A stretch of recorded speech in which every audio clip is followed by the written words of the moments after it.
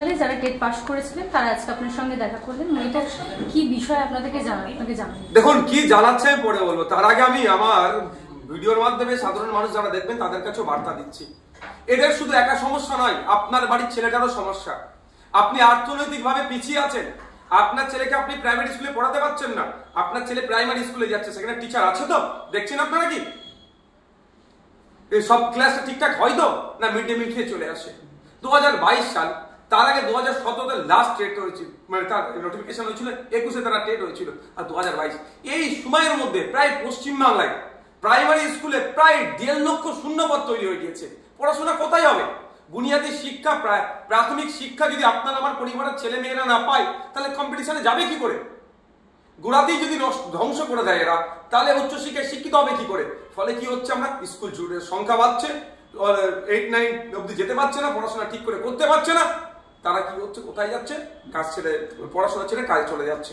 আজকে আমাদের 2022 স্টেট পরীক্ষার্থী যারা আছেন, তারা এসেছেন, তাদের দুর্দশার কথা শুনিয়েছেন এবং সাথে সাথে অনেক কথা বলেছেন, যেটা বাস্তবের সাথে আমার খুবই ভালো লেগেছে। একটা হচ্ছে এই 50,000 ভ্যাকান্সি ইমিডিয়েট ঘোষণা করা দরকার।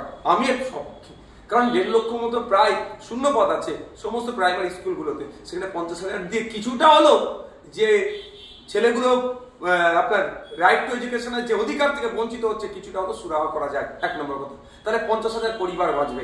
এই 50,000 পরিবার বাঁচলে আরো 1 লক্ষ পরিবার উপকৃত হবে এদের দ্বারাই। তাহলে 1.5 লক্ষ পরিবার মানে প্রায় আপনার প্রায় 8 থেকে 10 লক্ষ মানুষ এই নিয়োগের ফলে উপকৃত হবে, প্রত্যক্ষ পরোক্ষ। একটা দিক অর্থনৈতিকভাবে উপকৃত হবে।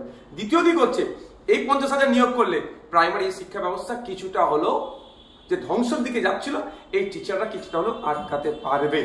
3 নম্বর পয়েন্ট যেটা হচ্ছে, সেটা আপনার আমার পরিবারের যারা যারা শুনছেন, শুনবেন আমার অডিও ভিডিওটাকে, যে কারা আমরা, কারা আর্থিকভাবে দুর্বল তো আমরা, আমাদের কি সামর্থ্য আছে?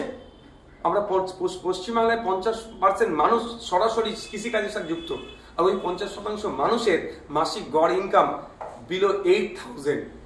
তারা কি পারবে তাদের ছেলে মেয়েদেরকে প্রাইভেট স্কুলে পড়াতে? সরকারি স্কুলে পড়ানোর ব্যবস্থা করছে প্রাথমিক শিক্ষার জন্য, সেখানে তারা অর্থের অভাবে প্রাইমারি স্কুলে দিচ্ছে, কিন্তু সেখানে টিচার নাই, ফলে তাদের ছেলেদের ভবিষ্যৎ ধ্বংস হচ্ছে। এই নিয়োগ হলে তাদের ছেলেদের যেমন ভবিষ্যৎগুলো ঠিকঠাকভাবে এগোবে, প্রাইমারি শিক্ষাটা ঠিকঠাকভাবে। দ্বিতীয়ত, প্রায় 10 লক্ষ মানুষ পশ্চিমবাংলায় অর্থনৈতিকভাবে স্বাবলম্বী হবে। তাই এদের দাবির সাথে আমি সহমত। আমি বিধানসভা সেশন আসছে, সেখানে আশা করছি তার আগে এটা হয়ে যাবে, তাহলে সেখানে অবশ্যই চর্চা করব। আর কোথাও চর্চা করলে যাতে সরকার দ্রুততার সাথে এই 50,000 ভ্যাকান্সি দিয়ে এদেরকে নিয়োগ দেয়, তার ব্যবস্থা করব। ঠিক আছে।